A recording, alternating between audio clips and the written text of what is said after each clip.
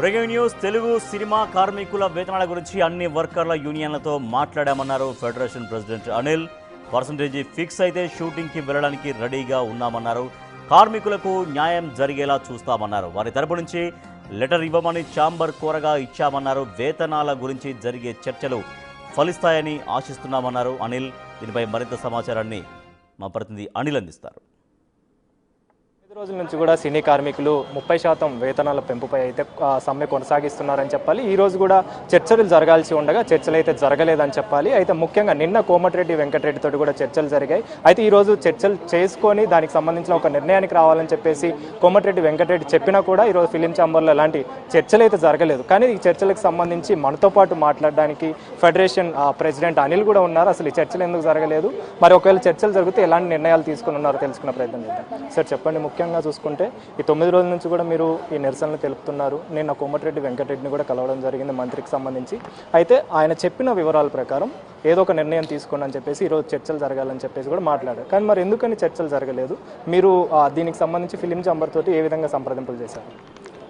మేము గౌరవ మంత్రివర్యులు శ్రీ కోమటిరెడ్డి వెంకటరెడ్డి గారు ఈ చర్చలకు పిలిచి మా కార్మికుల పక్షాన్ని నిలబడ్డందుకు వారికి ప్రత్యేక ధన్యవాదాలు తెలియజేస్తున్నాం.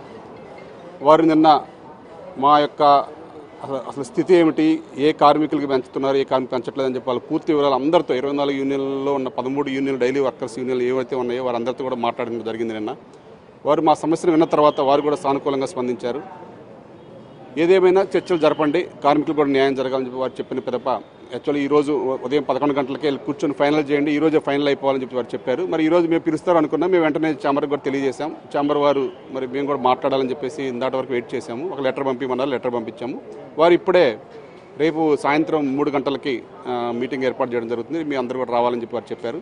ఏదేమైనా రేపు మంత్రి గారు చెప్పినట్టుగా మన ఛాంబరే మనకి పెద్ద దిక్కు కాబట్టి ఛాంబర్ సమక్షంలోనే ఈ చర్చలు ఫలిస్తాయని మేము ఆశిస్తున్నాం. మా కార్మికులు న్యాయం జరుగుతుందని భావిస్తున్నాం. ముఖ్యంగా చూసుకుంటే ఈ 30% వేతనాల పెంపుపై మీ యొక్క నిరసన జరుగుతుంది, అదేవిధంగా సమ్మె కూడా జరుగుతుంది. మరి ఒకవేళ ఈ 30% నిర్ణయం అనేది మరోసారి వాళ్ళు కనుక నిర్ణయం తీసుకుంటే ఎంత శాతం తీసుకునే అవకాశం ఉంది? ఒకవేళ శాతం విషయంలో ఒకవేళ మీరు కనుక దానికి సానుకూలంగా ఉంటే ఎలా ఉండనుంటుంది? అదేనండి, ఆల్రెడీ వాళ్ళు 15.55 అని చెప్పారు. మేము ఒక పర్సెంటేజ్ మేము 20-10 అని చెప్పాము. ఆ మిగతా 3 యూనియన్లు కూడా పెంచాలని చెప్పాము. ఆ 3 యూనియన్లది ప్లస్ ఈ పర్సెంటేజ్ విషయం రేపు ఫైనల్ అయితే మేము తదుపరి యథావిధిగా షూటింగ్కి వెళ్ళడానికి సిద్ధంగా ఉన్నామని చెప్పాము. మళ్ళీ 4 కండిషన్లు కూడా పెట్టడం జరిగింది. కాల్ షీట్స్ వ్యవహారంలో కావచ్చు, హాలిడేస్కి సంబంధించిన వ్యవహారంలో కావచ్చు, మీ పేమెంట్స్ విషయాలలో. సో వాటికి సంబంధించి మరోసారి మీరు నిర్ణయం తీసుకోవాలని కూడా తెలపడం జరిగింది. ఒకవేళ ఆ నిర్ణయాలు కనుక వాళ్ళు తీసుకోకుండా అదే కంటిన్యూ చేస్తే మీరు దానికి యాక్సెప్ట్ చేస్తారా? అది రేపు మాట్లాడుతున్నారు కాబట్టి మేము ఆల్రెడీ మా వివరణ చెప్పడం జరిగింది, మీకు మీడియా పరంగా కూడా చెప్పడం జరిగింది. ఇంకా రేపు వాళ్ళు పిలిచి రేపు అసలు అక్కడ ఎవరు కూర్చుంటారు, ఎలా మాట్లాడతారో చూసి దాన్ని బట్టి మేము నిర్ణయిస్తాము. ఏదున్నా సరే మా స్టాండ్ అయితే మేము స్టాండ్ ప్రకారమే ఉన్నాం. మా కార్మికులు అందరికీ న్యాయం జరిగే విధంగా ఉంటాం తప్ప కార్మికుల నిర్ణయం ప్రకారం చెప్తాం. కానీ అక్కడ కూడా ఏదన్నా మా పరిగణలో లేకుండా కోరికలు కనుక కోరితే అవి మేము వెంటనే స్పాట్లో చెప్పలేం కాబట్టి మేము తదుపరి ఆలోచించుకొని చెప్తాం. ఏదన్నా కార్మికుల పక్షాన కార్మికుల నిర్ణయం ప్రకారమే మా యొక్క నిర్ణయం ఉంటుంది. ఒకవేళ రేపు కనుక మీరు చర్చలకు సంబంధించి సఫలం కాలేదు, విఫలమయ్యాయి అనుకుంటే మీ కార్యాచరణ ఎలా ఉండబోతుంది? రానున్న రోజుల్లో మీ కార్యాచరణ ఎలా ఉండే అవకాశం ఉంటుంది? ప్రభుత్వం పెద్దలు చెప్పిన తర్వాత అలాగే మన ఛాంబర్ కూడా మన కార్మికుల పక్షానే ఉంటుంది కాబట్టి కార్మికులకి అటు నిర్మాతకి న్యాయం జరగాలని మేము ఫస్ట్ నుంచి భావిస్తున్నాం. ఏదేమైనా అంతిమంగా ఈరోజు 9వ రోజు, ఇంకా 10వ రోజు అయినా సరే వారు కార్మికులకు న్యాయం చేస్తారని మేము ఆశిస్తున్నాం.